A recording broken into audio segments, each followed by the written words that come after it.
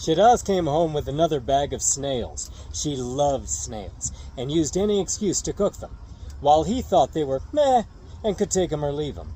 And more damned olives that she insisted on cramming down his throat until he learned to like them, and some harissa paste, and some news. "Darling," she said, as she dropped her bag on the chair he had put there for her to drop her bag on, "I'm back from the lawyer's office. We need to get a certificate of no impediment from the U.S. Registry Office. Then you have to take it to the U.S. Consulate to get a bunch of certificates from them. Then there's a long list of documents that the Moroccan authorities will require, like a police report from the Ministry of Justice. Also, you'll have to convert to Islam." What? "Yes, I know, it's a bother, but even though I'm a lapsed Muslim, I'm still a Muslim, and we live in a Muslim country, so we must abide by their rules. In order to be married, you must be a Muslim as well. So, will you do it?" She looked at him expectantly. He hesitated. He was not an atheist, because he couldn't deny that something had created the universe and was running the show, and was looking out for him in particular, but he didn't have the arrogance to say he knew for sure who or what it was.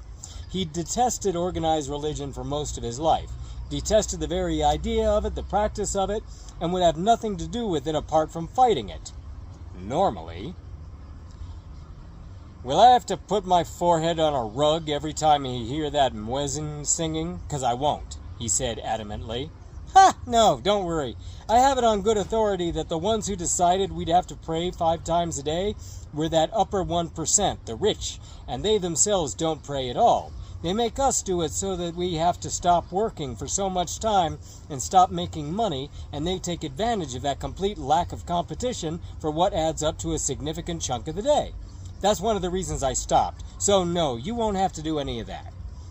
"Okay, then yes, I'll do it." She jumped happily, clapping her hands like a little girl. Woohoo!